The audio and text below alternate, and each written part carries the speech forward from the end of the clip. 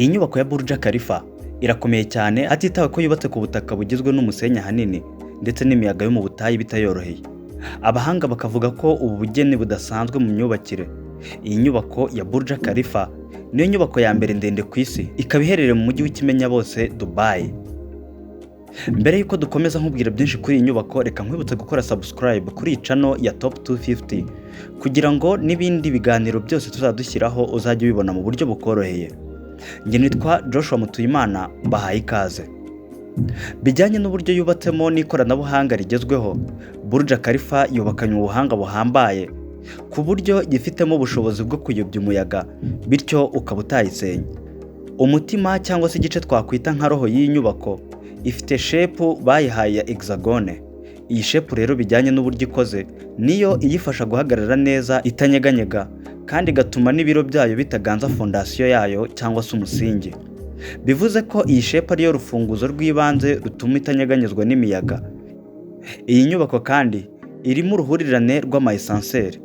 Mu by'ukuri ubundi inyubako y'uburebure nk'ubu ntabwo ishobora guhagarara neza ngo bikunde. Muri teori yumvikana yagera igihe igahita igwa, kereka hari wenda ifite umubyimba uruta cyane uwo Burj Khalifa ifite. Ariko Skidmore company yakoze igishushanyo mbonera cy'inyubako batanze igisubizo cyuje udushya kuri iki kibazo. Bakoresheje uburyo bwo gutega inkuta dusanzwe tubona ku ngomero, aho bazitega kugira ngo zidahirikwa n'amazi. Ibi rero nibyo bakoresheje kuri Burj Khalifa kugira ngo ibe ihagaze neza ikomeye. Gusa igituma benshi batabimenya nuko izo nkuta bashyizeho ziteze iyi nyubako bazahaye design itandukanye ku buryo utakeka ko ari nk'izo ku ngomero. Nk'uko dusanzwe tubizi, inyubako zihagaze ni ukuvuga ziri verticale, ntago zikunze kugira impengamiro. Aha rero hari igice cy'ingenzi kiri kuri iyi nyubako. Abenjeniyeri ba company ya Skidmore bakoze iyi design ku buryo za nkuta ziyifashe twabonye nazo ziba zifite ibyumba ku buryo ababirimo batamenya ko arizo. Iki gice rero ureba kiri hagati mu burebure bw'inyubako, kikaba aricyo gifite amakoridoro ahuza ibice by'ingenzi byose by'iyi nyubako. Ikindi gihari nuko inkuta zose twagarutseho zifunikishijwe ibirahure, bituma amahoteli yose akorera muri iyi nyubako aba afite view yo hanze.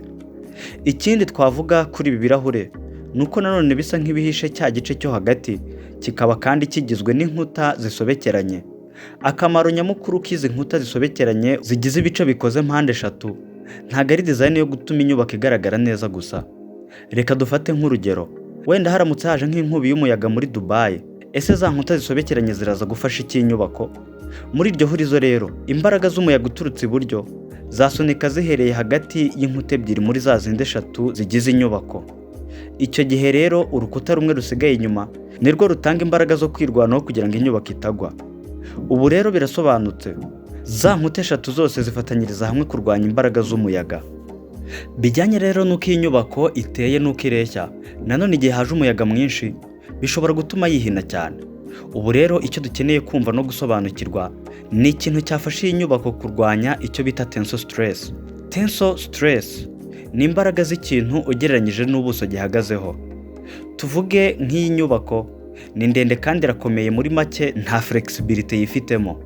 Nanone kandi umuyaga uraje uteza tensile stress maze gusobanura, bitumye ya nyubako yacu yihina cyangwa yigonda. Igihe rero ya nyubako ikomeye kandi idafite flexibility, bizayigora guhangana n'iyi tensile stress birangiye ishwanyaguritse. Iyi nyubako rero wakwibaza ngo irindwa n'iki gituma ibi bitaba?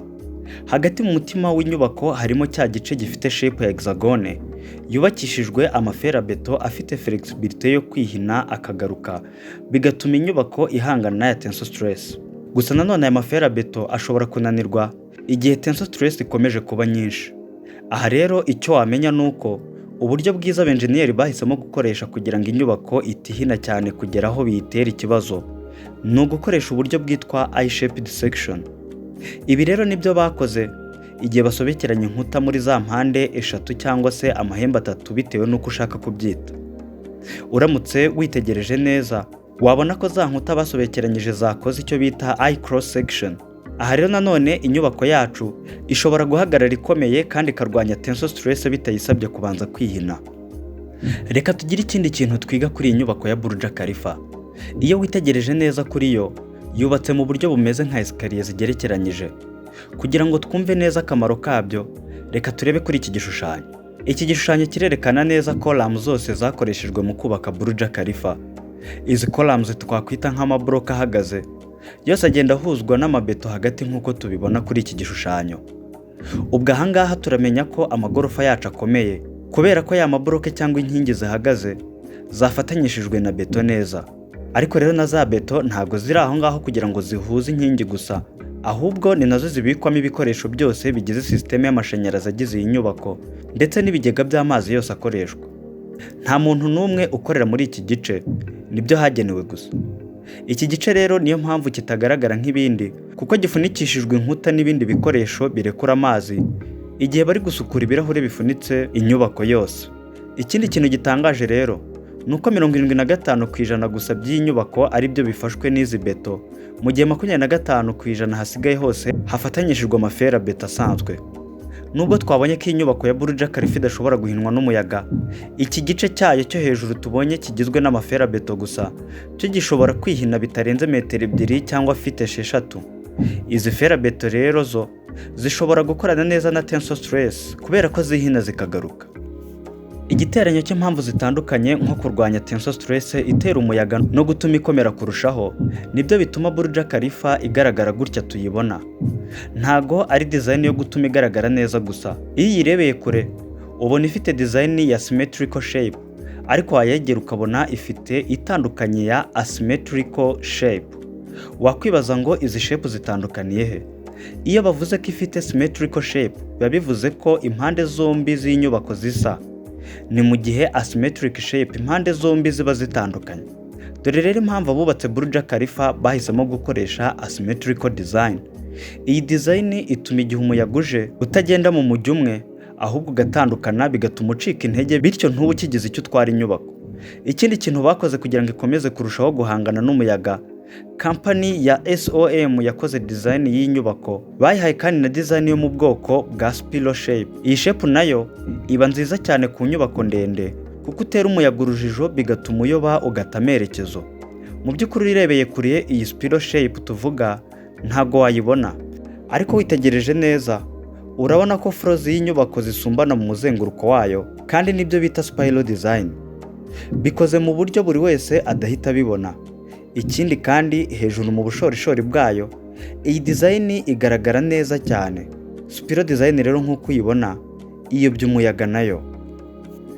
Izi tekinike zose rero tubonye zakoreshejwe mu kubaka Burj Khalifa nizo zituma ihagaze kuri metero 830 z'uburebure kandi ntigwe nk'uko benshi babyibaza.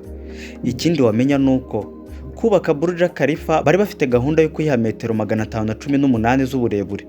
Igitekerezo cya metero 312 zose zirengaho cyaje baratangiye kuyubaka. Nta muntu n'umwe udatangarira uburebure bw'inyubako.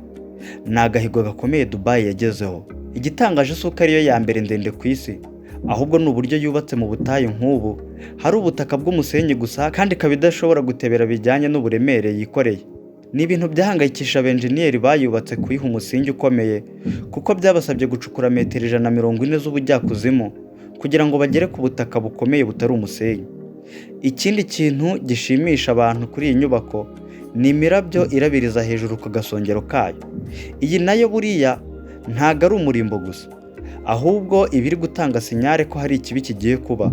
Hejuru kuri Burj Khalifa rero hamanitse agakoresho karinda inzu gushya, aho gacometse kuri bateri zose zitanga umuriro, ku buryo habayeho kurekura umuriro mwinshi gahita kawohereza hejuru kakabyara ya mirabyo tubona, bityo ntibigihiye. Iyi mirabyo ibisa neza kandi igaragara muri Dubai yose, kubera ko Burj Khalifa ari ndende cyane. Iyi nyubako kugira ngo yuzure neza byatwaye imyaka 6.